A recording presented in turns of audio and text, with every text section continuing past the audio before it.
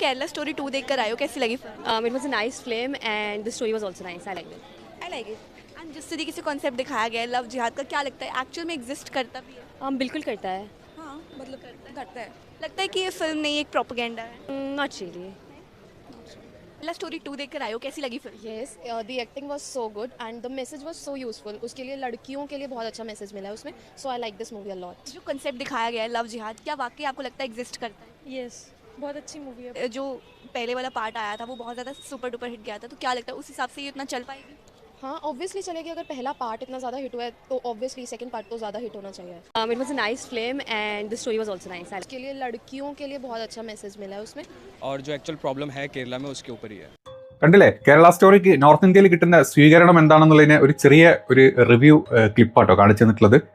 അപ്പം നമ്മൾ ഇന്ന് പറയാൻ പോകുന്നത് കേരള സ്റ്റോറി 2ന്റെ റിവ്യൂ ആണ്. അപ്പം നിങ്ങൾ വിചാരിക്കുന്നുണ്ടാവും അല്ലേ, ഇവൻ എന്ത് വല്ലാത്ത പഹയൻ തന്നെയാണല്ലോ, ഇന്നലെ വരെ കേരള സ്റ്റോറിന് എത്രയും കുറ്റം പറഞ്ഞ് സിനിമ കാണരുത്, തിയേറ്ററിൽ ആരും പോവരുത് എന്നൊക്കെ പറഞ്ഞിട്ട് ഇവൻ തന്നെ ആദ്യം പോയി കണ്ടിട്ടാണ് റിവ്യൂ പറയുന്നത് എന്നുള്ളത്. ഏതാണെങ്കിലും എൻ്റെ കയ്യിൽ നിന്ന് ഒരു 5 പൈസ ഈ പറഞ്ഞ തിയേറ്ററിൽ പോകാനോ അതല്ലെങ്കിൽ ഈ സിനിമ കാണാനോ ഞാൻ ഉപയോഗിക്കില്ല, ഞാൻ തീരുമാനിച്ചതാണ്. പക്ഷേ വീഡിയോ കണ്ട് അല്ലെങ്കിൽ സിനിമ കണ്ട് ചില ആളുകൾ റിവ്യൂ ഇട്ടിട്ടുണ്ട് ഇതിൻ്റെ അകത്ത് എന്താണ് നടക്കുന്നത് എന്നുള്ളത്. കാരണം നമ്മുടെ ചാപ്രി ഡയറക്ടറും ചാപ്രി പ്രൊഡ്യൂസറും കൂടെ ഇന്നലെ കോടതിയിൽ പറഞ്ഞു എന്ന് പറയുന്നത് എന്താണ്, കേരളത്തിനെ പറ്റി ഒന്നും ഈ മൂവിയിൽ പറയുന്നില്ല, അത് ടീസറിന് വേണ്ടി മാത്രം ഇറക്കിയിട്ടുള്ള ക്ലിപ്പുകളാണ് എന്നൊക്കെയാണല്ലോ കോടതിയിൽ പറഞ്ഞത്. കോടതി സിനിമ കാണണമെന്ന് പറഞ്ഞപ്പം അതിട്ട് സമ്മതിച്ചതുമില്ല. പിന്നെ നമ്മുടെ നാട്ടിലെ പ്രത്യേക കോടതികളായതുകൊണ്ട്, രാത്രികാലങ്ങളിൽ കൂടുന്ന പ്രത്യേകതരം കോടതികളായതുകൊണ്ട് ഏത് വാണപരിപാടികൾക്കും കൂട്ടു നിൽക്കും എന്നുള്ളതും നമ്മൾ ഇന്നലെ കണ്ടു. അപ്പോൾ പിന്നെ ഇതിനെപ്പറ്റി കൂടുതൽ നമ്മൾ സംസാരിക്കാൻ പോകേണ്ട, നമുക്ക് നേരിട്ട് മൂവിയുടെ റിവ്യൂ പറഞ്ഞ ആളുടെ റിവ്യൂ ഒന്ന് നമുക്ക് പറയാം. തുടക്കം പറഞ്ഞ പോലെ തന്നെ മൂവി യഥാർത്ഥ ജീവിതങ്ങളിൽ നടന്നതായിട്ടുള്ള കുറേ സംഭവങ്ങൾ എടുത്തു വെച്ചിട്ടുണ്ടാക്കിയ സിനിമ എന്നാണ് കാണിക്കുന്നത്.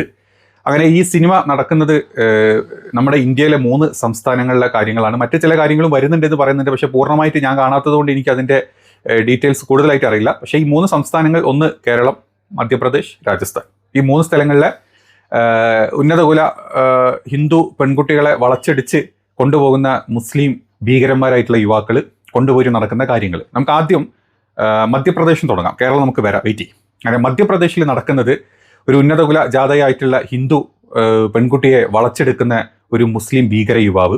അങ്ങനെ വളച്ചെടുത്ത് കല്യാണം കഴിഞ്ഞ സമയത്താണ് അറിയുന്നത് ഇവനൊരു മുസ്ലിമാണ്, അല്ലെങ്കിൽ പ്രേമിച്ച് കല്യാണത്തിലോട്ട് എത്തുന്ന സമയത്താണ് അറിയുന്നത് ഇവനൊരു മുസ്ലിമാണ് എന്നുള്ളത്. പക്ഷേ പ്രേമം മൂത്തത് കാരണം ആ ഒരു റിലേഷൻ അവർ വിട്ടുപോകുന്നില്ല. അങ്ങനെ അവർ കല്യാണം കഴിക്കുകയാണ്. കല്യാണം കഴിച്ചു, നമ്മൾ വിചാരിച്ച് നല്ലൊരു കുടുംബത്തിലോട്ട് അല്ലെങ്കിൽ നല്ലൊരു ഫാമിലി ലൈഫ് ഈ പാവം ഈ ഉന്നത കുലജാതായിട്ടുള്ള ഹിന്ദു പെൺകുട്ടിക്ക് കിട്ടുമെന്ന് വിചാരിക്കുന്നു. അങ്ങനെ ഈ മുസ്ലിം ഈ പറഞ്ഞ ഭീകരനായിട്ടുള്ള യുവാവ് ആദ്യം തന്നെ ഈ പെൺകുട്ടീനെ ഫസ്റ്റ് നൈറ്റിലോട്ട് കൊണ്ടുപോകും നമ്മൾ വിചാരിച്ചു അല്ലേ. പക്ഷെ അങ്ങനെയല്ല നടക്കുന്നത്.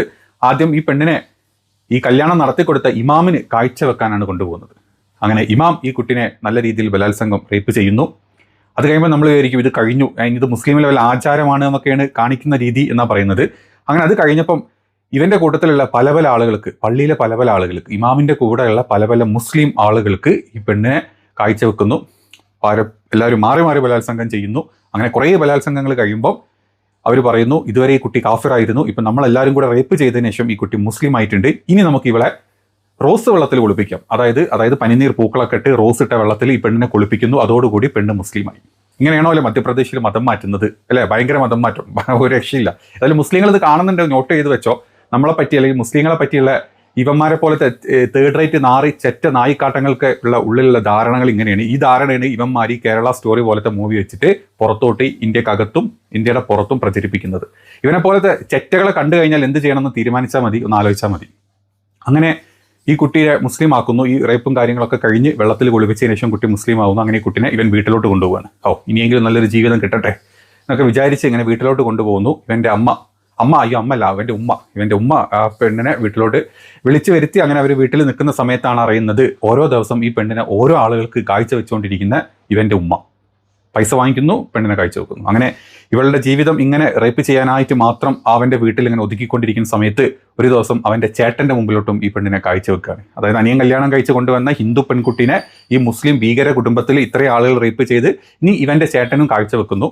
അങ്ങനെ പല പല ആളുകൾക്ക് കാഴ്ച വെക്കുന്ന സീനുകളാണ് മധ്യപ്രദേശിലെ മുസ്ലിങ്ങൾ ചെയ്തുകൊണ്ടിരിക്കുന്നത് എന്നാണ് ഈ സിനിമയിലെ ചാപ്രി നായിക്കാട്ടങ്ങൾ പുറത്തോട്ട് കാണിച്ചു വെച്ചിട്ടുള്ളത്. ഇതാണ് മധ്യപ്രദേശിൽ നടക്കുന്നത്. അതിൻ്റെ ഇടയിൽ പല കാര്യങ്ങളും അതിൻ്റെ ഇടയിൽ നടക്കുന്നുണ്ട്. പക്ഷേ ഇതിൻ്റെ ബേസിക് സ്റ്റോറി മധ്യപ്രദേശിൽ ഇങ്ങനെയാണ് മുസ്ലിങ്ങൾ ഹിന്ദുക്കളെ, ഹിന്ദു പെൺകുട്ടികളെ ട്രീറ്റ് ചെയ്യുന്നത് എന്നാണ് കാണിക്കുന്നത്. ഇനി നമുക്ക് രാജസ്ഥാനിലോട്ട് വരാം. രാജസ്ഥാനിലോട്ട് വരുന്ന സമയത്ത് ഒരു വ്ളോഗർ പെൺകുട്ടി, മൈനറായിട്ടുള്ളൊരു പെൺകുട്ടി വ്ളോഗൊക്കെ ചെയ്ത് നടക്കുന്നു. വീട്ടിൽ അതിന് എതിർപ്പാണ്, അവർക്ക് ഇഷ്ടമല്ല മാതാപിതാക്കൾ ഇങ്ങനെ ഇത് ചെയ്ത് നടക്കുന്നത്. അതിൽ മനംനൊന്ത് പെൺകുട്ടി ഇറങ്ങിപ്പോരുകയാണ് വീട്ടിൽ നിന്ന്. ആ ഇറങ്ങിപ്പോരാൻ സഹായിക്കുന്നത് ഈ പെൺകുട്ടിയുടെ മുസ്ലിം ആയിട്ടുള്ള മറ്റൊരു കാമുകനാണ്. അങ്ങനെ അവൾ അവിടെ നിന്ന് ചാടിച്ച് പുറത്ത് കൊണ്ടുവരും. അവൾ അവിടെ നിന്ന് ചാടിച്ച് പുറത്ത് കൊണ്ടുവന്നിട്ട് പിന്നെ അവളങ്ങ് പിന്നെ അവൾക്ക് പീഡനം സഹിക്കാൻ പറ്റാണ്ട് അവളെന്ത് ചെയ്യും, അവൾ ഈ പീഡിപ്പിക്കുന്നതിൻ്റെ വീഡിയോ ദൃശ്യങ്ങളോ ഫോട്ടോസ് എന്തൊക്കെ എടുത്ത് സോഷ്യൽ മീഡിയാസിലേക്ക് ഇടാൻ വേണ്ടി ട്രൈ ചെയ്യുന്നു. ഇടാൻ വേണ്ടി ട്രൈ ചെയ്യുന്നു. അങ്ങനെ അത് ഇവൻ്റെ വീട്ടുകാരും ഇവനും അറിയുന്നു. ഇവരത് കാണുന്നു. നേരെ ഇവർ ചെയ്യുന്ന കാര്യം, ഈ പെൺകുട്ടീനെ അങ്ങ് വിളിച്ചിട്ട് പെൺകുട്ടീനെ നമ്മൾ ഈ മറ്റേ എന്താ പറയുക, ഈ അലുവ കഷ്ണം പോലെ പോത്തു മുറിക്കുന്നു പറയില്ല, അതേപോലെ ഈ പെൺകുട്ടീനെ കട്ട് ചെയ്ത് പല പല ഭാഗങ്ങളാക്കിയിട്ട് ഈ പെൺകുട്ടീനെ പല സ്ഥലങ്ങളിൽ കൊണ്ട് എറിയുന്നു. അതായത് കൺവേർട്ട് ചെയ്ത് വീട്ടിൽ പീഡിപ്പിക്കുന്നു പുറത്ത് പറയുമ്പോൾ അവളെ വെട്ടി നുറുക്കി പല പല പീസുകളായിട്ട് രാജ്യത്തിൻ്റെ പല ഭാഗങ്ങളിലും വലിച്ചെറിയുന്നു. ഇങ്ങനെയാണ് രാജസ്ഥാനിലെ മതപരിവർത്തനം മുസ്ലിങ്ങളായിട്ടുള്ള ഭീകരന്മാർ നടത്തുന്നത് എന്നാണ് സിനിമയിൽ പറഞ്ഞിട്ടുള്ളത്. ഇത് രണ്ടും കഴിഞ്ഞു. ഇനി നമുക്ക് കേരളത്തിലോട്ട് വരാം. കേരളത്തിലൊന്നും ഇല്ല എന്നാണ് പറഞ്ഞത് അല്ലേ? ഡയറക്ടർ അല്ലെങ്കിൽ പ്രൊഡ്യൂസർ പറഞ്ഞത് കേരളത്തിൽ വെറുതെ ടീസർ മാത്രം വെച്ചു, പേര് മാത്രം കൊടുത്തു, പക്ഷേ ഇത് ഞങ്ങൾ ചെയ്തിട്ടില്ല എന്നാണ് പറഞ്ഞത്. അപ്പം എന്താണ് കേരളത്തിൽ നടന്നത് എന്നുള്ളത് നമുക്ക് നോക്കാം. കേരളത്തിൽ വീണ്ടും ഈ പറഞ്ഞ പോലെ തന്നെ രാവിലെ ഫിൽട്ടർ കോഫി കുടിക്കുന്ന തമിഴ്നാട് സ്റ്റൈലുള്ള കേരളക്കാരെയാണ് കാണിക്കുന്നത്. ആർക്കറിയില്ല എന്നാണ് പറയുന്നത്. അതായത് അമ്മ, അച്ഛ, ചായ, കോഫി എന്ന് പറയുന്ന പണ്ടത്തെ പോലത്തെ പരിപാടി തന്നെ. കേരള സ്റ്റോറി 1 ഒരു ബാക്കി പത്രമായിട്ട് തന്നെയാണ് ഇതും കേരളത്തിൽ കാണിക്കുന്നത്. അങ്ങനെ കേരളത്തിലെ ഈ കുട്ടി എന്ന് പറഞ്ഞു കഴിഞ്ഞാൽ വലിയ എന്താ പറയുക, IAS പഠിക്കുന്ന വലിയ വിദ്യാഭ്യാസവും തലച്ചോറുള്ള വലിയൊരു കുട്ടി. ഈ വലിയൊരു കുട്ടി ഒന്നിലും വികാതെ വളരെ ബോൾഡായിട്ട് സ്റ്റേണായിട്ട് നിൽക്കുന്ന ഒരു കുട്ടിനെ ഒരു മുസ്ലിം യുവാവ് വീണ്ടും വന്ന് പ്രേമിക്കുന്നു. അങ്ങനെ പ്രേമിച്ച മുസ്ലിം യുവാവിൻ്റെ കൂടെ ഈ പെൺകുട്ടി ലിവിങ് ടുഗദറിന് പോകുന്നു. വീട്ടുകാർ ചോദിക്കും ഇതൊക്കെ പറ്റുമോ? അത് കുഴപ്പമില്ല, ഞങ്ങൾക്ക് വിവരം ബുദ്ധിയൊക്കെ ഉള്ളവരല്ലേ, ഞങ്ങൾ മാനേജ് ചെയ്തോളാം എന്ന് പറഞ്ഞ് ഇവൻ്റെ കൂടെ പോകുന്നു. നമ്മുടെ കേരളത്തിലെ ഒരു പാരൻസ് ലിവിങ് ടുഗദറിന് പൊക്കോ എന്നും പറഞ്ഞിട്ട് പെൺകുട്ടീനെ ചെക്കൻ്റെ കൂടെ ഇറക്കി വിടുന്ന ഒരു സമ്പ്രദായം ഉണ്ടോ എന്ന് എനിക്കറിയില്ല. ഹിന്ദുക്കളുടെ കൂടുതൽ എന്താ, ഹിന്ദു ആണല്ലോ ഈ ഫാമിലി കാണിക്കുന്നത്. അപ്പോൾ ഹിന്ദുക്കളുടെ കൂടുതൽ അങ്ങനെ ഉണ്ടോ എന്നുള്ളത് പറയണം. വേറെ ഞാൻ കണ്ടിട്ടില്ല. അപ്പോൾ ഉണ്ടെങ്കിൽ നിങ്ങളൊന്ന് പറഞ്ഞേക്കണം. അങ്ങനെ ഈ പെൺകുട്ടി ഇവൻ്റെ കൂടെ പോകുന്നു. ഇവൻ്റെ കൂടെ പോയിട്ട് ഇവൻ്റെ വീട്ടിലെത്തുന്നു. വീണ്ടും പീഡനം. എന്താണ്, ഇവൻ ഈ കുട്ടീനെ പീഡിപ്പിക്കുന്നതിന് മുമ്പായിട്ട് ഇവക്ക് ബീഫ് കൊടുക്കുന്നു. ഇവക്ക് ബീഫ് വേണ്ടെന്ന് പറയുന്നു, ഇവൾ ബീഫ് കഴിക്കില്ല എന്ന് പറയുന്നു. പാടില്ല, ഇവൻ്റെ വീട്ടിലെ ഇവൻ്റെ ഫാമിലി എല്ലാവരും കൂടെ ആ പെൺകുട്ടീനെ പിടിച്ച് വെച്ച് ബീഫ് തീറ്റിക്കുന്നു. ബീഫ് തീറ്റിച്ചതിൽ മനം നൊന്ത കുട്ടി, അതല്ലെങ്കിൽ ഈ പറഞ്ഞ ഇവൻ്റെ കുടുംബത്തിലെ ആളുകളുടെ പീഡനമേറ്റ് നരകിച്ച കുട്ടി ബീഫ് കഴിച്ചല്ലോ എന്നുള്ള ആ ഒരു മനോവിഷമത്തിൽ തലമൊട്ടയടിച്ചിട്ട് സ്വയം ശുദ്ധി വരുത്തിയിട്ട് തൂങ്ങിയിട്ട് മരിക്കുന്നു. ഇതാണ് കേരള സ്റ്റോറിയിലെ കേരളത്തിനെ പറ്റി പറഞ്ഞിട്ടുള്ള പാട്ട്. അതായത് എന്താണോ നമ്മൾ ഈ ടീസറിലും ഇതിലും കണ്ടിട്ടുള്ളത് അത് അതുപോലെ തന്നെയാണുള്ളത്. അതിൻ്റെ ഭയാനക വേർഷനാണ് എടുത്തു വെച്ചിട്ടുള്ളത്. അതുമാത്രമല്ല, ഈ കുട്ടി തലമുണ്ടനം ചെയ്തിട്ട് അവസാനം സ്വയശുദ്ധി വരുത്തിയിട്ട് തൂങ്ങി മരിക്കുന്ന രംഗമാണ് ഈ സിനിമയിലുള്ളത്.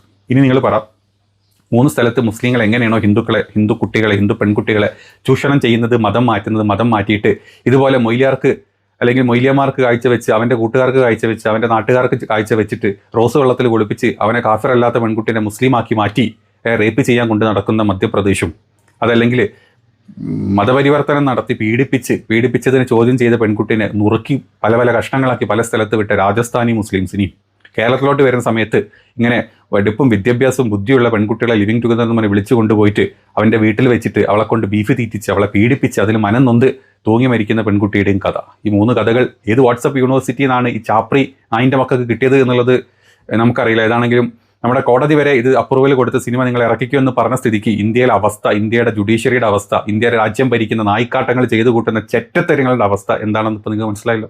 ഇതാണ് ഈ മൂവിയിലുള്ള പ്രധാനപ്പെട്ട ഭാഗങ്ങൾ. പിന്നെ ഇതിൻ്റെ ഇടയിൽ മലയാളത്തിലെ ഒരു മലയാളി പറയുന്നതായിട്ട് കാണിക്കുന്നുണ്ട്. അതായത് നമ്മൾ ഇത്രയും കാലം കൊണ്ട് ഈ കേരളം അല്ലെങ്കിൽ ഇന്ത്യ 2047 ആകുമ്പോൾ നമ്മളൊരു ഇസ്ലാമിക് ശരിയ രാജ്യമാക്കി മാറ്റും. നമ്മൾ ഓൾറെഡി ഇംഗ്ലണ്ട് പിടിച്ചെടുത്തു. അങ്ങനെ ബ്രിട്ടീഷ് സ്ഥലങ്ങൾ പല സ്ഥലങ്ങളും നമ്മൾ നമ്മുടെ അണ്ടറിലാക്കി മാറ്റിയിട്ടുണ്ട്. അമേരിക്കയുടെ പല ഭാഗങ്ങളും നമ്മൾ നമ്മുടെ അണ്ടറിലാക്കി മാറ്റിയിട്ടുണ്ട്. നമ്മൾ ഇന്ത്യൻ 20 കൊല്ലം കൊണ്ട് നമ്മൾ നമ്മുടെ അണ്ടറിലൊക്കെ മാറ്റും. അതായത് 80%, 100 കോടി അടുത്ത് അല്ലെങ്കിൽ 100 കോടിക്ക് മേലുള്ള ഹിന്ദുക്കളുള്ള സ്ഥലത്ത് 20 കോടിയുടെ അടുത്ത് പോലും ഇല്ലാത്ത മുസ്ലിങ്ങൾ 20 വർഷം കൊണ്ട് ഈ മൊത്തം ഹിന്ദുക്കളെ ഇവിടെ അടിച്ചോടിച്ച് അല്ലെങ്കിൽ അവരെ മതപരിവർത്തനം ചെയ്ത് കൺവേർട്ട് ചെയ്ത് ഇന്ത്യ ഒരു മുസ്ലിം രാജ്യ ശരിയ നിയമം കൊണ്ടുവന്ന മുസ്ലിം രാജ്യമാക്കി മാറ്റും എന്ന് ഈ തേർഡ് റേറ്റ് സംഘി പരിവാണങ്ങൾ പറയുന്ന ചെറ്റ വർത്താനം കേട്ട് വിശ്വസിച്ച് അതിൽ പുളകം കൊണ്ട് അല്ലെങ്കിൽ അതിനെതിരെ പ്രതികരിക്കാൻ വരുന്ന നായിൻ്റെ മക്കളെ നിനക്കൊക്കെ ഏത് കാലത്താടാ തലക്കകത്ത് ഇച്ചിരെങ്കിലും വിവരം വെക്കുക. ഇത് കാണാൻ പോയിട്ട്, ഇത് ബുക്ക് ചെയ്തിട്ട് കാണാൻ പോയിട്ട് കുറേ എണ്ണം ഉണ്ട്. ഈ കാണാൻ പോയിട്ടുള്ള കുറേ എണ്ണം ചിലപ്പോൾ ഇതുപോലെ ഇതിൽ എന്താണെന്ന് അറിയാൻ വേണ്ടിയായിരിക്കും ബുക്ക് ചെയ്ത് പോയിട്ടുണ്ടാവും. നമ്മളെല്ലാവരും അടച്ച് കുറ്റം പറയുന്നില്ല. കാരണം ഈ മൂവി കണ്ട ആൾ വരെ ഇതിനെ സപ്പോർട്ട് ചെയ്തിട്ടല്ല സംസാരിച്ചത്. അത് ഈ റിവ്യൂ ഇട്ട ആൾ അതുപോലെ ചില ആൾക്കാർ, പക്ഷേ അതല്ലാണ്ട് ഇത് കാണാൻ പോയിട്ട് ഇതിലെ കാര്യങ്ങൾ സത്യമാണെന്ന് വിചാരിച്ചിട്ട് കാണാൻ പോയി അത് കണ്ടു കഴിഞ്ഞ് വന്നിട്ട് പുറത്ത് വന്ന് കരഞ്ഞ് പൊട്ടിക്കരഞ്ഞ് ഇമോഷണലി ഇതെന്തൊരു കഷ്ടം, നമ്മുടെ കേരളം ഇങ്ങനെയാണല്ലോ, മുസ്ലിങ്ങൾ ഇങ്ങനെയാണല്ലോ പറയുന്ന പരമാണങ്ങളിൽ നമ്മൾ ഈ മൂവിയുടെ റിവ്യൂയുടെ ഭാഗത്ത് കണ്ടിട്ടുണ്ട്. പ്രത്യേകിച്ച് നോർത്ത് ഇന്ത്യയിൽ നമ്മൾ കണ്ടിട്ടുണ്ട്. ഇനി കേരളത്തിലും ഈ മൂവി കാണുന്നതിൽ ഒരു വിഭാഗം അക്കൂട്ടത്തിലും പെടും.